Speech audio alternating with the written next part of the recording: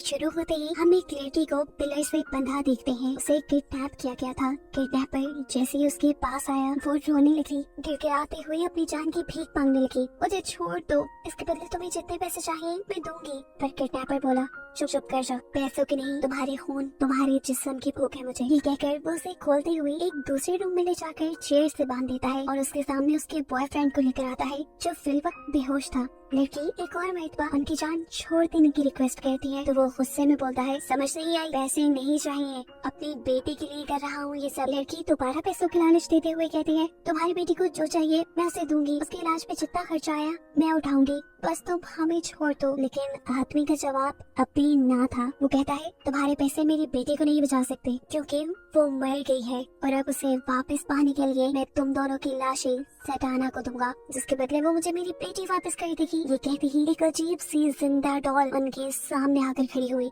जिसे देखकर वो लड़की बुरी तरह डर गई। वो अब कुछ भी बोल नहीं पा रही थी। उसकी आंखों के सामने अब वो किडनैपर उसके बॉयफ्रेंड के मुंह पे टेप लगाता है और कुछ स्पेल्स पढ़ते हुए एक अजीब सी नाइफ उसके जिस्म में स्टैब कर देता है। उस लड़के की बॉडी से निकलता हुआ खून वो एक गिलास में इकट्ठा करने लगा था और ये देखकर लड़की से बर्दाश्त नहीं हुआ। उसने अपने आप को छुड़ाने के लिए जोर लगाया और हाथ खुलते ही वो यहाँ से भाग गई। लेकिन भागकर जाती भी वो कहाँ पे? ये एक सुनसान आइलैंड था। भागते भागते जब वो थक गई और सांस लेने के लिए रुकी तो उसने फील किया उसके पीछे कोई है। जैसे ही वो पीछे मुड़ी तो उसके पीछे सटाना थी जो उसे लेकर दोबारा वहीं उसी फार्म हाउस में आ गई। लेकिन किडनैपर उस लड़की को दोबारा बांध देता है और फिर काम खत्म करके अपने लॉन्च में आकर टीवी चलाता है जहाँ उसे एक डॉक्यूमेंट्री देखने को मिलती है। इस डॉक्यूमेंट्री की एंकर थी जोई, जो पूरी दुनिया की अजीबोगरीब जगहों पर डॉक्यूमेंट्री बनाती थी और उनका असल सब लोगों तक पहुँचाती थी। उसकी टीम के 6 लोग उसकी स्ट्रेंथ थे और सभी लोगों को नई नई जगहें डिस्कवर करना भी बहुत पसंद था। यहीं पर हम डोरी नाम की एक टीम मेंबर से मिलते हैं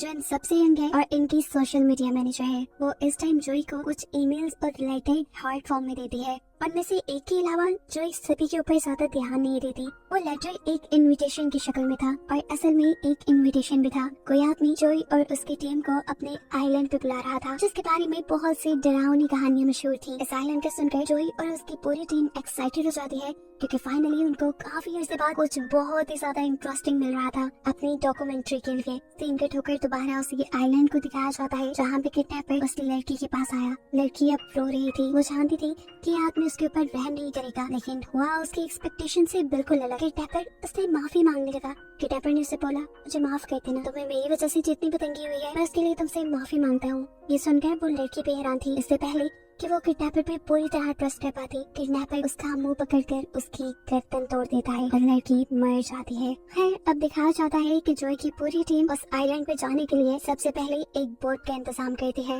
हैरानी की बात थी कि ये लोग जिस बोट वाले से बात करते थे वो सभी उस आइलैंड पे जाने से इनकार कर देते थे। काफी टाइम बाद उनको एक ऐसा बोट वाला मिल ही गया जो उस आइलैंड पर जाने के लिए तो मान गया, लेकिन उसने बहुत सारे पैसे मांगे। फिलहाल पैसे उनके लिए बड़ा मसला नहीं था। ये लोग पे करते हैं और उस आइलैंड पे पहुँच जाते हैं। वहाँ जाते ही पहले तो सब काफी अच्छा था। वो आइलैंड काफी खूबसूरत और ग्रीन था। वहाँ का मौसम, वहाँ की खूबसूरती इन्हें खुश कर देती है, लेकिन ये लोग अभी इस खूबसूरती के पीछे छुपे खतरे को नहीं जानते। थोड़ी आगे बढ़ने पर इन्हें अजीबोगरीब चीजें दिखाई देने लगी। आइलैंड में जगह जगह डॉल्स को लटकाया गया था। अब बोट का ओनर इन्हें यहीं तक लाके फार्म हाउस की तरफ जाने वाला रास्ता बताता है और कहता है, तुम्हें इससे आगे खुद ही जाना है। ये बात सुनकर उन्हें थोड़ा अजीब तो लगा, लेकिन खैर ये लोग डॉक्यूमेंट्री बनाने के लिए एक्साइटेड थे। जगह जगह डॉल्स का लटका होना ये उनके लिए इंटरेस्टिंग बात थी। इसीलिए जोई इस डॉक्यूमेंट्री की हिस्ट्री और अपना स्टार्ट यहीं पे शूट करती है। अब पीछे से वो बोट का मालिक जो अकेले ही वापसी के रास्ते पे पड़ा था चलते हुए, उसे अजीब सा डर लगने लगा, ऐसे जैसे उसका कोई पीछा कर रहा हो और यहाँ पे लटकी हुई डॉल उसे गौर से देख रही हो।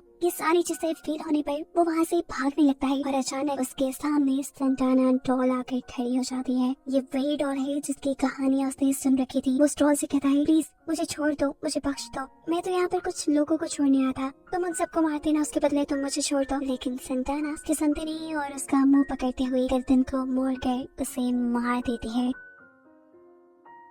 सीन कट होकर अब हमें जोई को दिखाया जाता है जो इस आइलैंड की हिस्ट्री बता रही थी। असल में इस आइलैंड पे एक आदमी था जिसकी बेटी मर गई, जिसके मरने से न जाने उसके दिमाग को क्या हुआ, उसने पूरे आइलैंड में डॉल्स लटका दी क्योंकि उसे लगता था कि उसकी बेटी की स्पिरिट किसी तरह यहाँ आइलैंड पे लटकी हुई किसी डॉल के अंदर कैद हो जाएगी और ऐसे वो बार बार अपनी बेटी से मिल पाएगा। अब वेरोनिका यानी इनके ग्रुप की एक मेंबर आइलैंड में अकेली ही निकलती है और करीब ही उसे ही घर दिखाई देने पर वो अपनी पूरी टीम को आवाज देकर यही बुला लेती है। ये घर देखकर सबको ये नॉर्मल लग रहा था, ऐसे जैसे किसी भी नॉर्मल इंसान का घर होके, लेकिन अजीब काम इनके साथ ये हुआ कि इसका दरवाजा खुद ब खुद उनके लिए खुल गया। जो को लगा ये जूलियन का घर होगा, उसी आदमी का जिसने उन्हें लेटर लिखकर यहाँ बुलाया था। वो घर के अंदर जाकर जूलियन जूलियन ऐसी आवाजें लगाती है, लेकिन कोई भी जवाब न आने पर ये सभी लोग अंदर चले जाते हैं। अंदर का सामान माहौल बिल्कुल नॉर्मल था। हालांकि ये लोग एक्सपेक्ट कर रहे थे कि जूलियन का घर काफी डरावना होगा। है ये लोग अपनी डॉक्यूमेंट्री का दूसरा पार्ट यही शूट करने का डिसाइड करते हैं।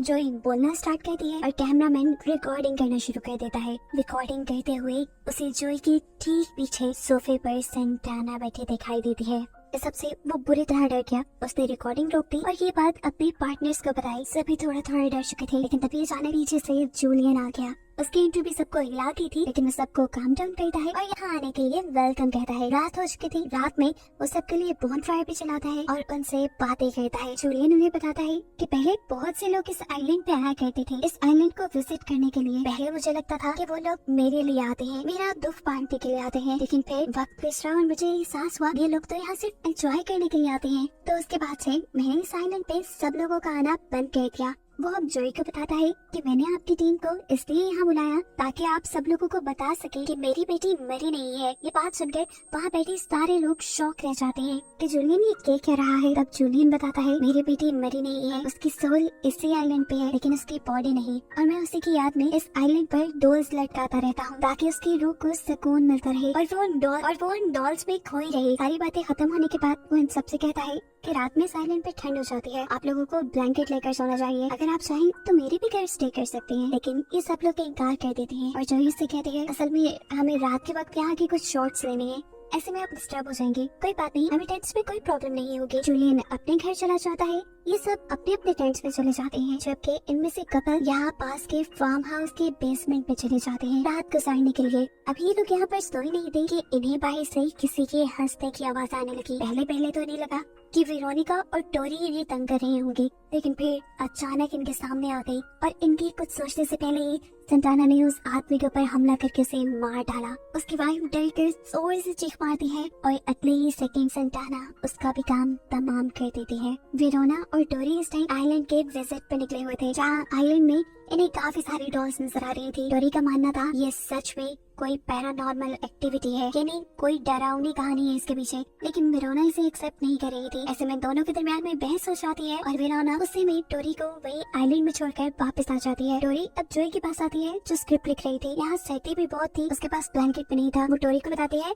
मैं जूलियन के घर जा रही हूँ उसे एक ब्लैंकेट लेने के लिए। घर के करीब पहुँचने पर गलती से उसे शोर हो गया और जूलियन खुद ही बाहर निकल आया। उसने जूलियन को बताया कि वो तो ब्लैंकेट लेने के लिए वहाँ आई थी। तो ये सुनकर जूलियन ने उसे अपने घर इनवाइट कर लिया, उसे ड्रिंक ऑफर की और यहाँ पर ये दोनों बातें करने लगे। जोई ने जूलियन से सवाल किया अच्छा क्या मैं पूछ सकती हूँ आपकी बेटी को हुआ क्या था? कुछ सोचते हुए वो बोलता है असल में एक दिन वो दोनों बहनें खेल रही थी। अभी उसका जुमला पूरा नहीं हुआ था कि जोई ने शौक में पूछा दो बहनें, क्या तुम्हारी एक और भी बेटी है? उसकी बात काटने के गुस्से में वो जोर से टेबल के ऊपर हाथ मारता है और उसे कहता है जाओ नहीं बताना मुझे कुछ। उसकी इस अजीब गुस्से वाले बिहेवियर से जोई बुरी तरह डर गई थी। जूलियन को जैसे ही इस चीज का एहसास हुआ कि उसने गलत किया, उसने फौरन ही जोई से माफी मांग ली और कहा एक्चुअली ये सब मेरे लिए बहुत इमोशनल है, मैं बार बार वो चीजें रिपीट नहीं कर सकता, मुझे दुख होता है, दर्द होता है और शायद इसी दर्द को छुपाने में मैं गुस्सा कर गया, अब सॉरी। जोई भी इस टाइम उसकी इमोशन समझती है और उसे कहती है कोई बात नहीं। अब जूलियन उसे ब्लैंकेट लाकर देता है और जोई अपने कैंप में वापस सोने के लिए चली जाती है। ये लोग सो गए और आधी रात में हमने देखा कि एकदम से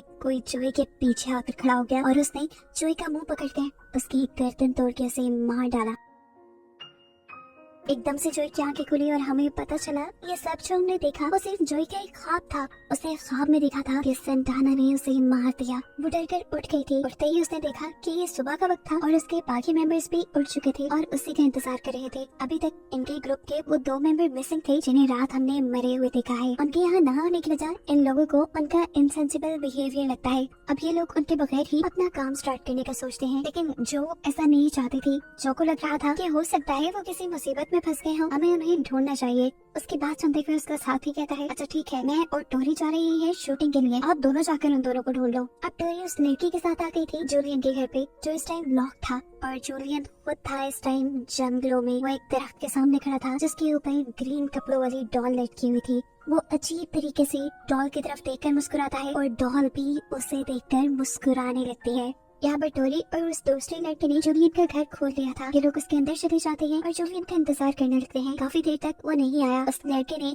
यहाँ पर शूटिंग सेटअप बनाया और जैसे ही जाकर वो सोफे पे बैठा तो उसे वहाँ टेबल पे रखी हुई बहुत सारी पिक्चर्स नजर आई, जिनको देखते हुए उसे उनमें से टोरी की पिक्चर भी मिली और उसके दिमाग के घोड़े चलने लगे। ये पिक्चर देखकर उसे रियलाइज हो गया कि उन्हें किसी प्लान के तहत यहाँ लाया गया है। वो टोरी ही थी जिसने जोई को वो इनविटेशन लेटर दिया था। इससे पहले कि वो ये बात टोरी से कंफर्म कर पाता, टोरी उसे खुद बता देती है कि वो जूलियन की बेटी है। ये कहते ही उसने उस आदमी के सर पे किसी चीज से जोरदार वार किया और उसे मार डाला। ये कहते ही उनके पीछे जूलियन भी आ गया, जिसने टोरी को इस काम की बहुत शाबाशी दी और कहा, मैं और मेरी बेटी तुमसे बहुत खुश हैं। सीन कट होकर हमें वेरोना और जॉय को दिखाया जाता है, जो कि अपने 2 मेंबर्स को ढूंढने के लिए निकले थे। जंगल में जाते हुए इनके दरमियान किसी चीज को लेकर बहस हो जाती है। अभी ये बहस ही कर रहे थे, इनके सामने आ गई सेंटाना। वेरोना को लगा ये उनके साथ कोई मजाक कर रहा है। उस देखकर हंसने लगती है, लेकिन उसकी हंसी तब बंद हुई जब जॉय ने उसे बताया, ये सेंटाना है और ये जेक है, जो कि रात में ही मेरे ख्वाब में भी आई थी।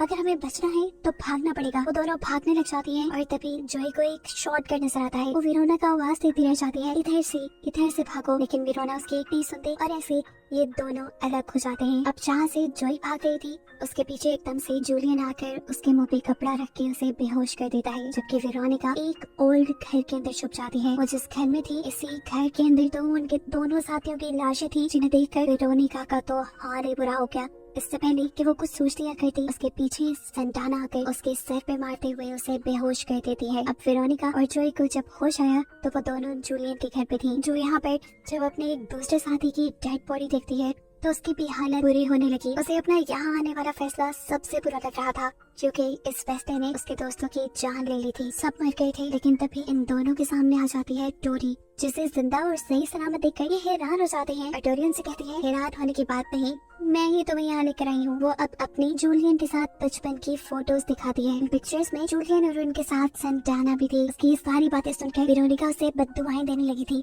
लेकिन तभी उसने वेरोनिका के गले पे चाकू रख दिया। ये देखते हुए जॉय ने उससे अपनी जान की भीख मांगी। उसे कहा, प्लीज छोड़ दो, ना करो ऐसे। तब टोरी ने उन्हें बताया, नहीं, अब जान तो तुम्हारी बख्शी नहीं जा सकती, क्योंकि सेंटाना को तुम्हारी बॉडी पसंद आ गई है, इसीलिए अब तुम मारी जाओगी। तुम्हारा सेक्रीफाइस सेंटाना को सबसे ज्यादा अच्छा लगेगा। इनकी इन्हीं बातों के दौरान यहाँ पर जूलियन भी आ जाता है और इनसे कहता है, माफ करना, लेकिन हमें तुम्हें मारना पड़ेगा, क्योंकि तुम्हें मारने से हमारी सेंटाना खुश होगी। अब ये दोनों सबसे पहले वेरोनिका और जॉय को जख्मी कर देते हैं और एक बॉल में उनका खून इकट्ठा करते हुए कुछ स्पेल्स बोलते हैं, वही स्पेल्स जो जूलियन ने मूवी के स्टार्ट में बोले थे। अब इन्हें सारे मरे हुए लोगों का खून मिक्स करना था। ये काम करने के लिए जब टोरी वेरोनिका के पास थी तो वेरोनिका ने उसके हाथ पे इतनी जोर से बाइट किया कि उसका हाथ करके उसमें से खून आने लगा। वो खून वेरोनिका के खून के साथ मिल गया और रिचुअल बर्बाद हो गया। ये देखकर जूलियन घबरा सा गया था। वो रिचुअल को सही करने के लिए पहले बाकी सब लोगों की डेड बॉडी यहाँ लाने का डिसाइड करता है, लेकिन मौका पाते ही